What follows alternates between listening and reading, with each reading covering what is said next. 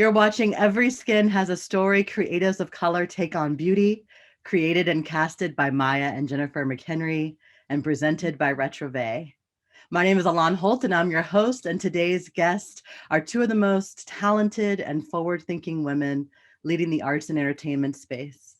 Their empathy, deep commitment to justice, and to family run all throughout their work, and it is an honor to welcome them to our show today. Please welcome Keri and Yara Shahidi. Hi, thank you for such a warm welcome. Thank you for being here. It's Continue looking up to it. absolutely, absolutely. I wanted to just start off by doing some breathing, if that's okay. I think oftentimes we are in go, and I'm thinking a lot about Audre Lorde here, who says our feelings are what connect us to that place of power, but also to our place of liberation. So Mhm. if we could start with 3 breaths that we'll do together, I think that would be beautiful. So we'll take a deep breath in together and out with noise. Oh, and I'm feeling that. Deep breath in together and out with noise. And one more time, just letting go of anything that doesn't need to be in our bodies today. We'll take a deep breath in and out with noise. You don't realize how much you let go when you have to say out with noise. There's Right. something different about the energy you push out. That's right. The idea to not restrain the self. Quite interesting. Yeah. And just that we're taught to swallow all of our feelings and all of the things that make us feel any kind of way. And so that idea of expressing, I hear you on that. I feel you on that. So I guess we'll start with how have you both been feeling?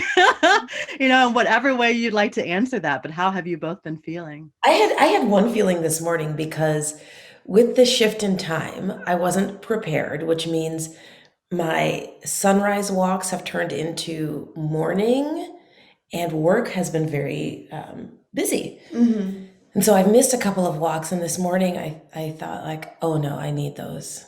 So I'm feeling the absence of watching the sunrise. Yeah. Happy to be abundant and feeling the absence. Yeah, I mean, for me, let me think. Work has been plenty busy, and I think the challenge kind of similarly has been that we created all of these kind of rituals throughout this time of being like, oh, this is what care looks like. Yeah. When you're on a set for 60 hours, then the idea of like working out, of moving your body how you want to, of seeing sun feels so abstract. And so the big challenge has been how do I retain that after going from months of really focused attention on caring for yourself or caring for myself to being like, oh, well, sometimes I work until 4 a.m. and sometimes it's a 17-hour day. Yeah. How about you? How are you doing? You're also a multi-hyphenate with many things to do. Yeah, I mean, of course, this moment has brought up so much, but for me, like you said, it also has redefined what's important. Absolutely. And health being without that, what are we doing here? I think we've all learned that so deeply. But like you said, it's really about integration. Like, how do you things will never go back to normal, but things will be integrated and moved forward. I believe that. But how do we integrate all that we've learned here? I think I underscore that too. And for me, it's been like my daughter, like just she actually just turned 8. Her birthday was yesterday. Oh, Um, happy Happy, belated. yeah, to Indigo. But yeah, it's just like, how do I make sure that she's okay, even as my multi-hyphenate world continues? So I'd like to come back to that idea of what are these rituals that we care for ourselves, and so what are those rituals for you, Keri? You mentioned your sunrise walks. Absolutely. What are some of those things? Our vegan multivitamins. Like Yes. I think everything that I suggest or that I bring to the family system, I definitely try myself. And so, like Yara said, we've had this time to really bolster how what feels good for us which in turn allows us to do the things that we do outside in the world and with other people. So I definitely exercise. I'm in that period of my life. I remember the phase that you're in, like yesterday, having an 8-year-old young human. I remember it 3 times, but I remember it my first time. And it's a beautiful time because there are no parameters in their psychic space. So that was really fun. That was a growth moment for me. We did a lot of reading, so many things. So even thinking about that and having this year to tap back into those spaces, having two young adults and one young human still in my home, it has been the walks, literally exercising. And then I think another piece of self-care has been to stay connected and connecting people that are of service to whatever space and place. I like to share books that people have written. I like to quietly connect other people if that is the preference too. So I think those things have made this time and space matter, and I'm excited to continue those. Yeah. Yeah, for me, it's been the increase of exercise. I didn't realize how absent it was from my life until we hit the past year of a pandemic, of realizing, given when I was in school, I was walking 3 miles a day with a backpack on, so I think it kind of balanced out. Sometimes But 2 backpacks. yeah, but I think the absence of like an intentional carving out Yeah. of time was something that I hadn't even set as a goal for myself, of being like, oh, here it is. I think as funny as it may seem, my skincare routine is one thing that I will never skimp on, no matter how tired I am. It's And true. that's become important for me because it's just like my first touch point in the day, my first touch point at night. And then I feel like it's been listening to a lot of podcasts and music. I mean, with so much screen time, I've been trying to figure out what are things that just get me away from screens but still immersed in stories. And so even if I can place my phone across the room and listen to something. Is it the screen time from just having to be in classes? Oh, I mean, coupled with just work and screen time, I remember I have the little widget on my phone about like how many hours I'm spending on my phone. And when I added that to my computer screen time, I basically just spend all day on a device. And so that's been a new challenge. I've been in and out of going on grayscale on my phone and all sorts of things, trying to. Yeah. Oh my goodness. Yeah. And those eye lubricants, that's been my new just to combat everything now is on the screen. So I hear you. We just had our eyes checked, and that's what I walked out with, an eye lubricant. It's the small things that make a big difference. And you talked about being under one roof, and how has this moment of being under one roof brought you closer together? What shifts and challenges, not only for the two of you, but for your family? It's How has that been? It's so different because I don't know if I've ever been in this house this long. I think Yeah. our home for all of us, because we had so many busy paths in this house, was really a resting place, but not much more. And so I think it's been different to actually inhabit a space. And one, we grew with a deeper appreciation for the outside space that we have. I think that's where the walks came from, of just being like, oh, we've never walked around our neighborhood because it's never been light out consistently. Yeah, we while usually we're are. Yeah, we were usually leaving before sunrise and home after sunset. And so, I mean, I think what's also funny though is just all of the colliding Zoom calls. So I'm in college, and then we have a freshman in college in our house, and then a seventh grader. Right. And so it's been, as an older sister, it's been fun to watch my brother's journeys and witness things that I probably would have missed had I been in and out. So that's been crazy to watch an entire kid go through puberty, for example.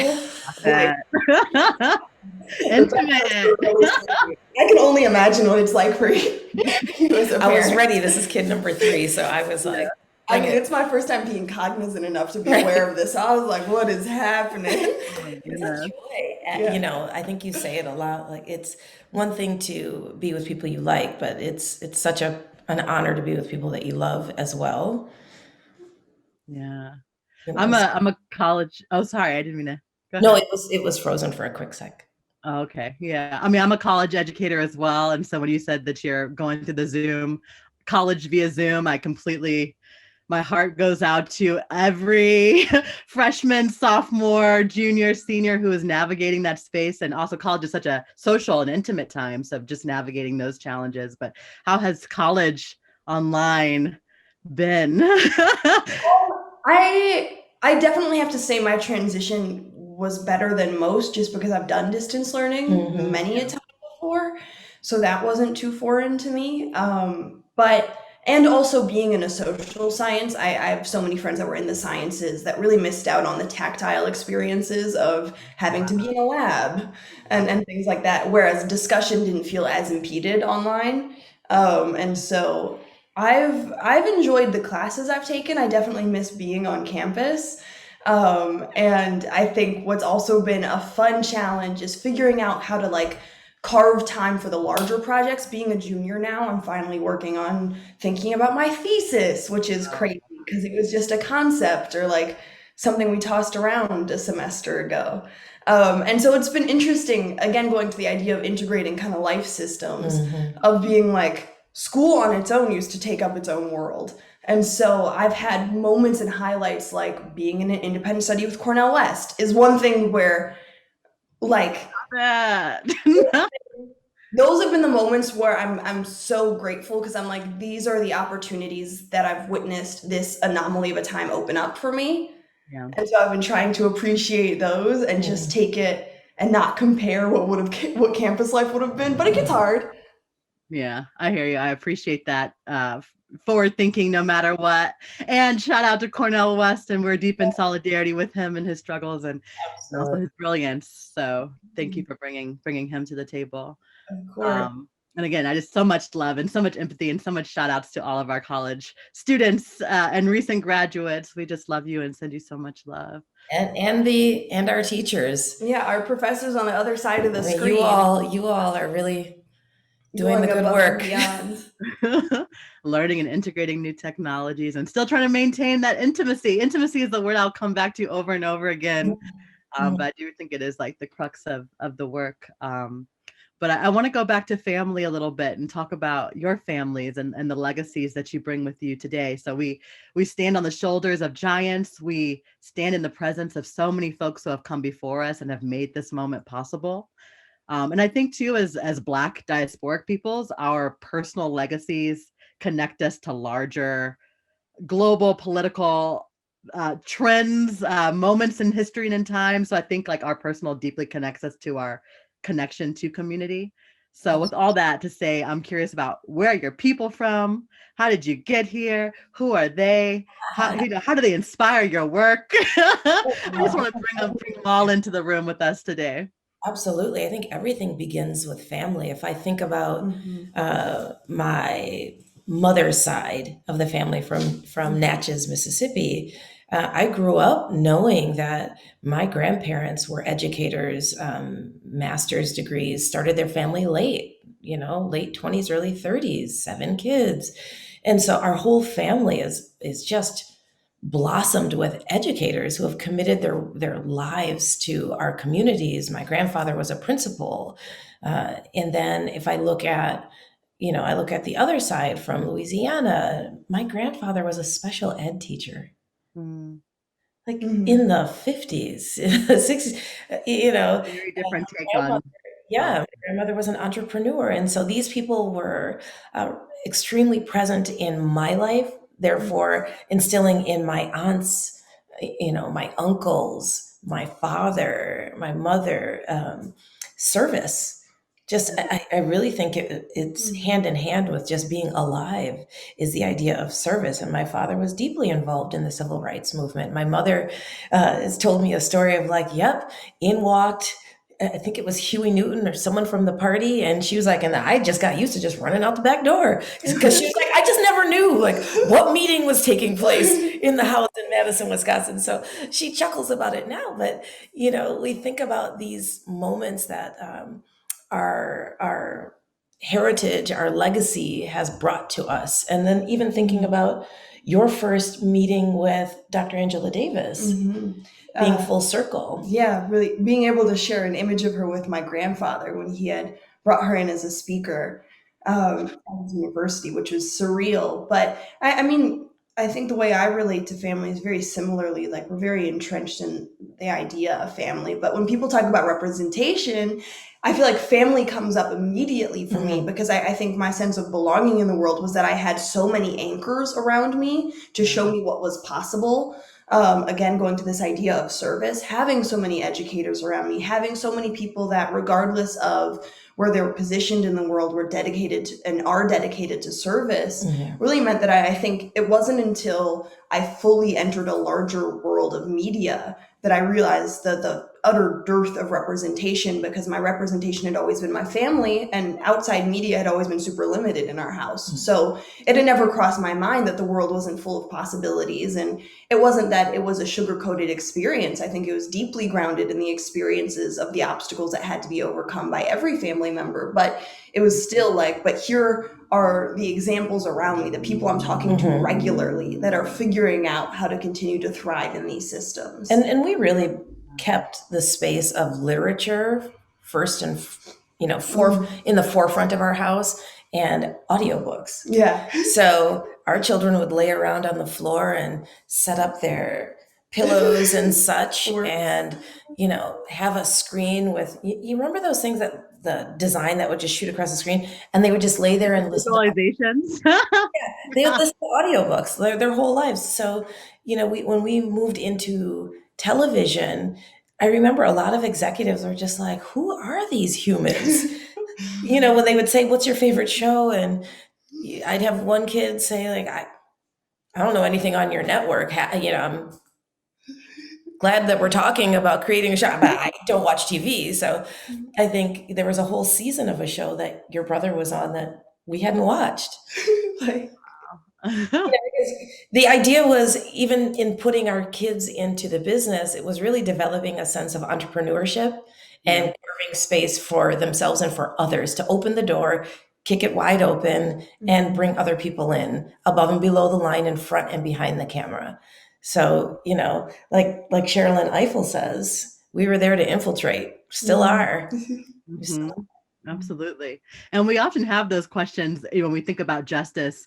What is the role of being inside of a system and changing it versus being outside and trying to, demolish it? And I definitely believe that there is room to shift and grow and change and infiltrate, as you said. And so I deeply, deeply appreciate that. And I'm excited to talk more about that as we come to your production company, which I'm going to hold off a little bit. We'll get there.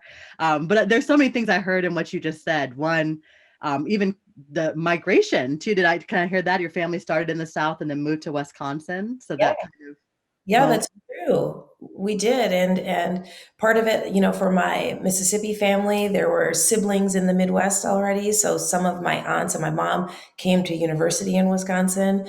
And coincidentally, my grandfather followed a job for special education to Milwaukee. And so we had roots in Milwaukee, and still do.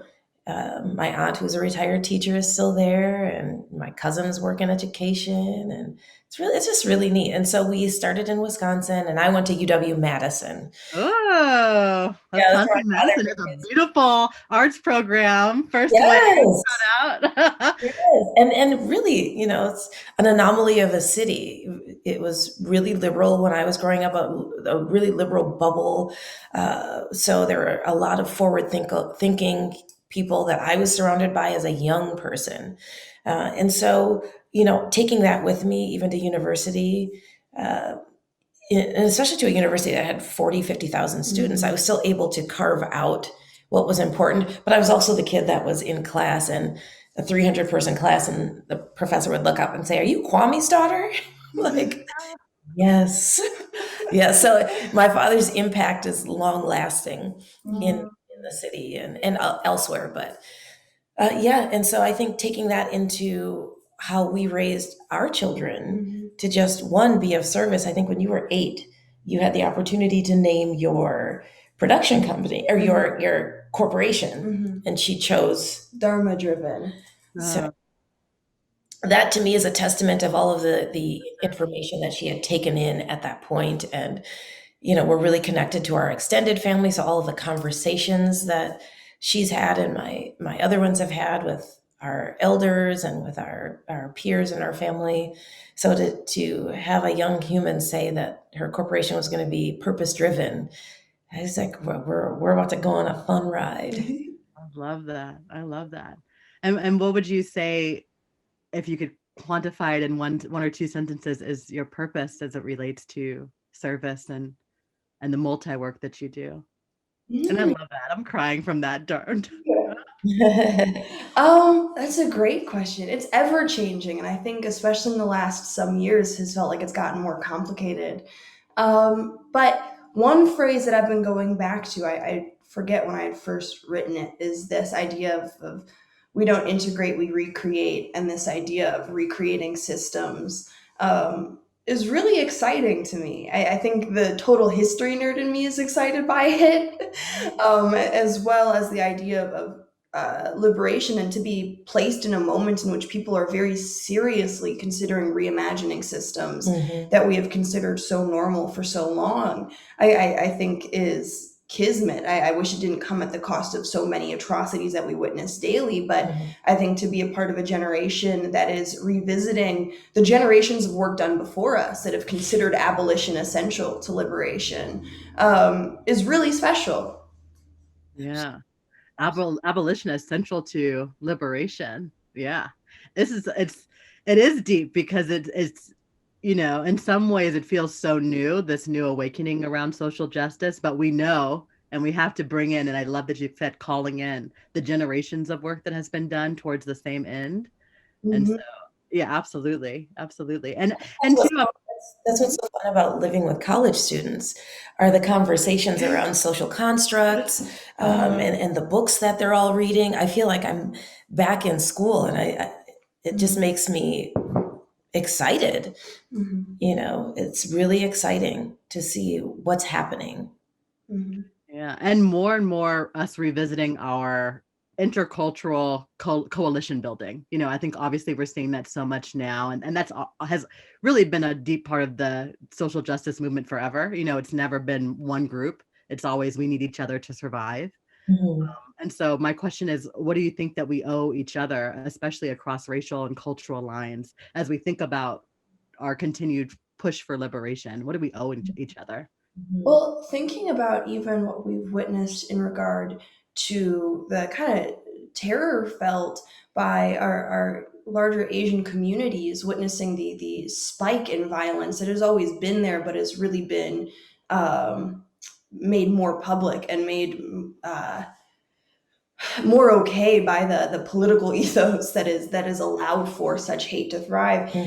One thing that felt top of mind was James Baldwin's letter to Dr. Davis, in which he was saying, "For if they come for you in the morning, they'll be coming for us." Did I flip that? If they No. coming for me in the morning. No, if they come for you in the morning. Okay. But that has felt particularly Yes. resonant. I think especially considering the idea of understanding. There was somebody that had posted something about, while it is Stop Asian Hate, it's also Stop White Supremacy, and that's something that I think links us across cultural lines very, very clearly. And it's something that also excites me in terms of taking a larger look at how we dismantle systems. It reminds me of the activist Future, who spoke at the 18 by 18 conference, and I think I always invoke their words when saying there's one thing to advocate for yourself, because what we're asking for are colonial structures to then shift in our favor.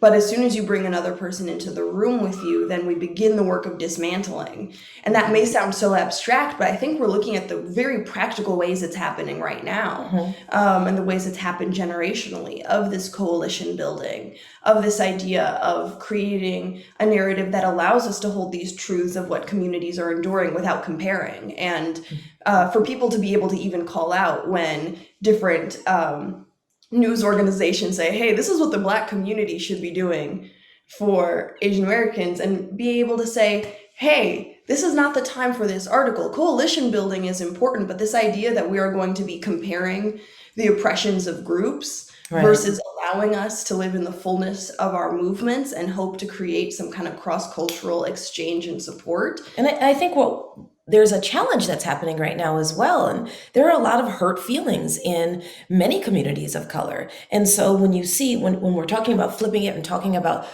erasing white supremacy, our focus is on the target it needs to be on. When we talk about this comparative nature of who's the best ally, we're missing the mark. And yes, I think there are people in every community that have had experiences with other communities that have left sore points. But for us to coalition build and for us to be allies for one another, we do have to keep our eye on the prize, which is eradicating white supremacy, which is dismantling systems, which is abolishing, these structures that we've just been asleep and thought we had to live with them. And there are some times where we had to live with them because it was either that or our families would be murdered. So it's not that these are decisions that were taken lightly, I don't think, by our families. And so many times communities of color, our first and primary focus is survival of our communities, our extended families. So we carry a lot of important decisions with us every day. We talk about just being women of color. What goes through your mind? I would love to even ask you that before you show up physically to campus. How do you shore yourself up? Because we know that we do.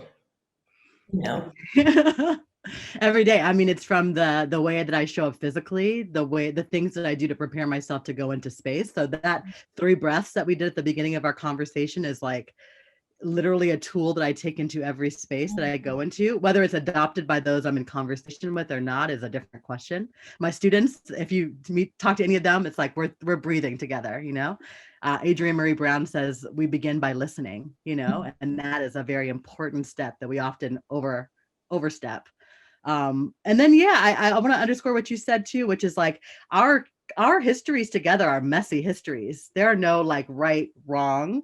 But then also the tool of white supremacy is to keep us distracted, looking over here when we should be looking over here, And so I think it's important that we're doing that naming, very clear about what we're trying to abolish and trying to transform. And that is also a call in for our white brothers and sisters, that this is not a color issue. This is not a color issue for people of color only, that we really do need to all get together and look at the same thing and not be distracted by, how we show up to the, how we come to this work. Because we come to this work very messy. It's all very messy, so absolutely.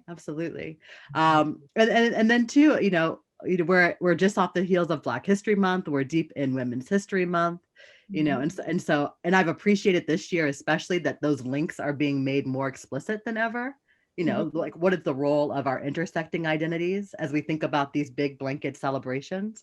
And so how do you see the connections between, in particular here, we're talking about in some ways beauty, and beauty is so holistic, but beauty and Black women's history and Black women's liberation, and how are you thinking about those connections as well, especially as you're I representing? think the acknowledgement that what our communities have blossomed are foundational in the beauty industry.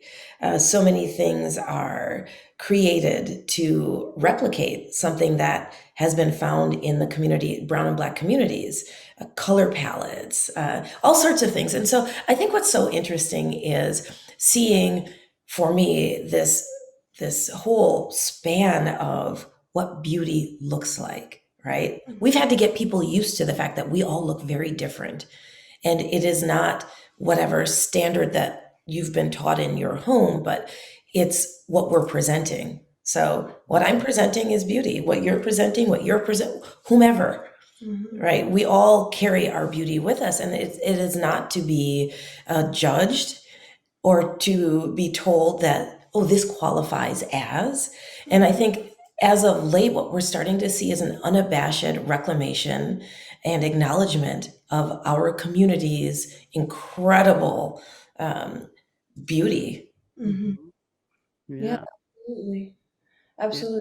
Yeah, I mean, in addition, I just have to say, I think when we see that continued spectrum of what beauty looks like, something that we've talked about in our household a lot is this idea of undefining beauty, because I think we've bared witness, especially my generation, to I don't know how many moments of redefining beauty, quite literally. And it seems as though every redefinition we get to a place of realizing it is still exclusive, or still maintain certain boundaries. And so there's been something really beautiful. I think beautiful is the best word to use right now when talking about beauty, but there's been something really beautiful about the ways in which our expansiveness and the way our beauty takes shape is also undefining it and saying that we carry our beauty in different ways. That's right. And when it comes from a place of I deem myself beautiful because these are the qualities that I find beautiful. It also is doing some really interesting disruption in my mind. Yes. So often I feel like the system has been set in place such that we are deemed beautiful when outside structures finally deem us as visible and say, okay, you're beautiful. But the disruption that we're seeing of saying my definition of beauty is fully rooted in my own ideas and my own worldview is really, I mean, wonderful. It's exciting. It's really exciting, especially being inside of the business of, endorsement and working with different clients and really hearing from people that have power in these spaces to move dollars, that there are some serious commitments to understanding that there has been an exclusionary process at play for decades. I mean, geez, years and years and years. And so the acknowledgement is the first step, and being willing to hear what's important is the next, and then action is the most important. Is really the most important. And I think what's been fun for us when we work with our partners in different spaces is to say, well, first, what's important is this philanthropic moment, and then to call our friends that work at some incredible spaces to say, like, where can money really be utilized to push a project forward. That's always been so much fun to really continue to learn alongside some of our partners and bring in our brown and black folks that are working in the spaces of civic engagement and in the nonprofit worlds to really do some good work. Oh, absolutely. I mean, I just want to underscore what you're saying it's about creating value for those who have been for so long devalued, and the beauty and like the expansiveness doesn't take away from anything. It really just adds so much layer and juiciness to the table, and it allows us to move beyond like gender. It allows us to move beyond orientation. It allows us to move beyond physicality, like I just have been reading a lot about just fatness as an identity and like body and like, just really grounding into that, because we know that trauma, one of its locuses is to dislodge us from spirit and body, to just make that, to break that. And I think that there's a great opportunity, especially as we think about beauty, to mend that back together, and to support that mending for so many who have not, had these spaces or opportunities to feel that fullness. Absolutely. And so, yeah, so it's Black history, it's women's history, and it really is like, come on, we're moving, y'all. We're moving. So let's move and let's shift things, because the future is where it's at, and the present is where it's seated. And so I appreciate all that. And so you're creating a new production company, Seventh Son. I'd love to learn more about that. I'd love to learn more about the ethos, which is making familiar the unfamiliar, which I think ties into all the conversations we've had today, making familiar the unfamiliar, and just would love to know more about the company, especially the values and kind of big picture, and then whatever you'd like to share in the details, but the big picture to root us. Well, I think the best part is how our name came to be. Were you in class, or had class just ended and you were running to the next class? Class had just ended and I was running to the next class, and we had spent I don't know how many months just trying to figure out what our name was going to be. And I was in a Cornell West class on Du Bois. It was one of the first classes I took of his. And I think within the first chapter of Souls of Black Folk, there's this reference made to the Black person being the seventh son. And I think, of course, at the time it was SON.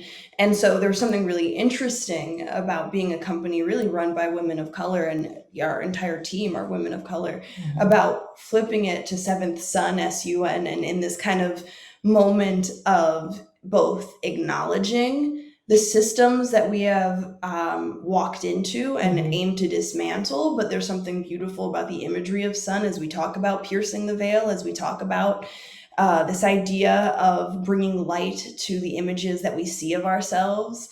And so that was the inception of the name, but I feel like the mission statement was very much there prior to us even naming it. Absolutely. I think even, we've been in the space of media.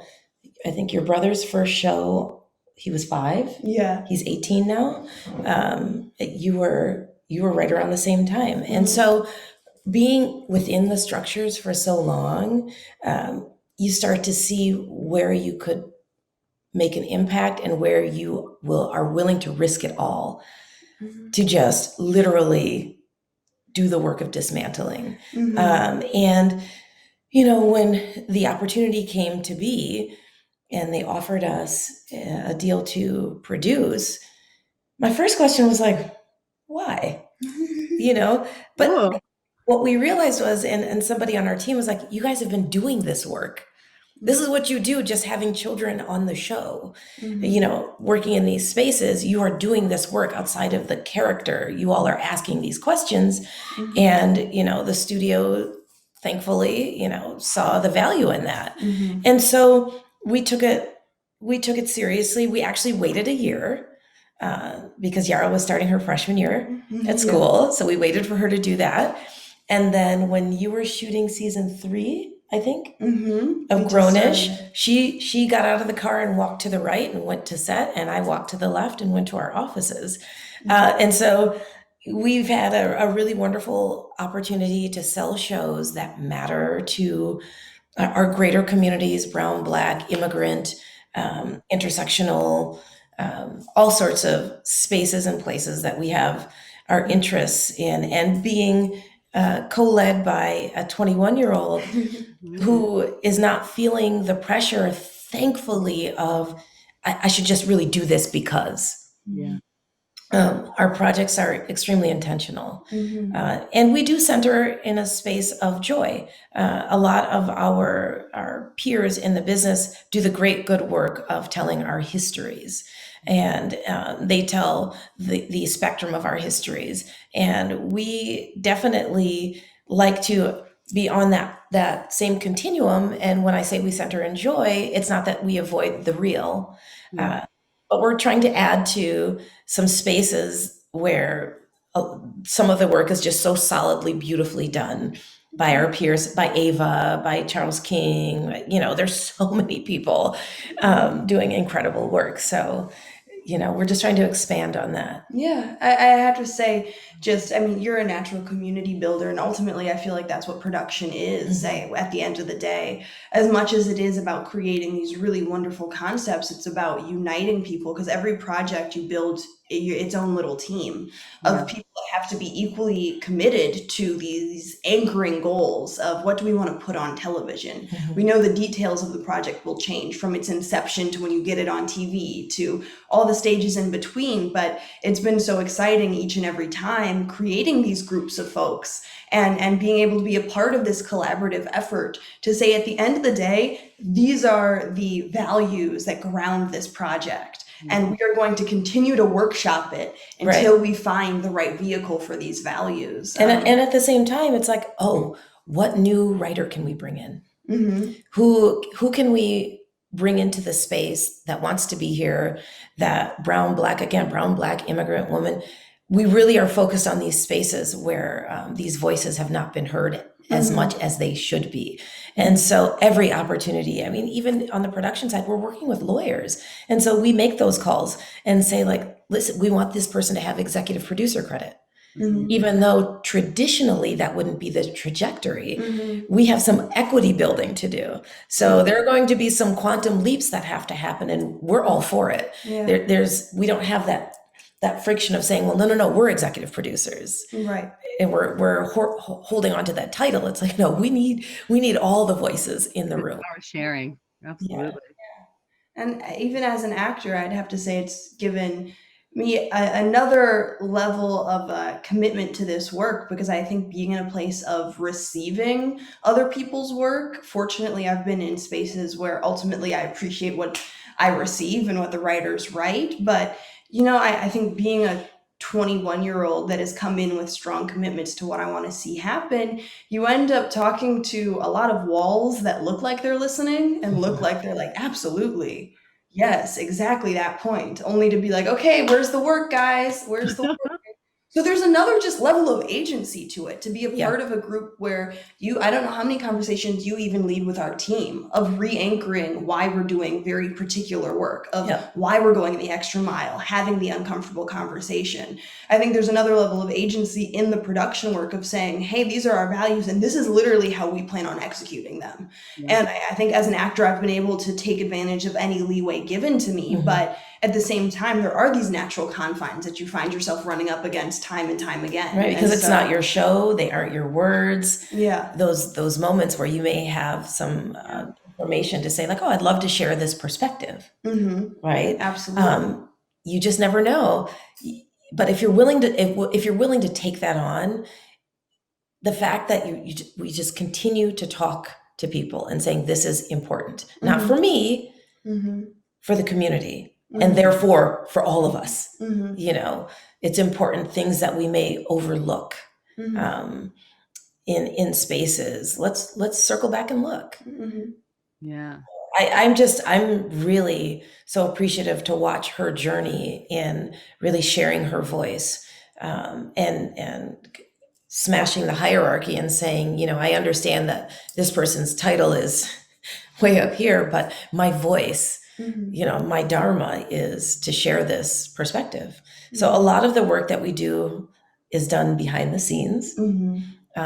We definitely have been known to have someone, when our offices were open, come in the office and we find out that they're directors. Oh, we're going to walk over and introduce you to the executive teams over here and here. Let's just, again, let's pierce the veil. Let's dismantle the traditional system, and let's just walk over and be human and say, you two need to know each other. Oh, I love that so much. I mean, there's so many things that are coming up for me as you're speaking about this. you know, um, just how it's important for us to, one, share power. Hoarding power is its own thing, but sharing power is the true power. Being able to expand, like when you asked me, like, how do you prepare to show up for your job and your space? Like when you were talking, Yara, when you were sharing about, what does it mean to give voice outside of just the character and speaking the words that are presented, but giving true context and voice and expanding that. I'm so moved by.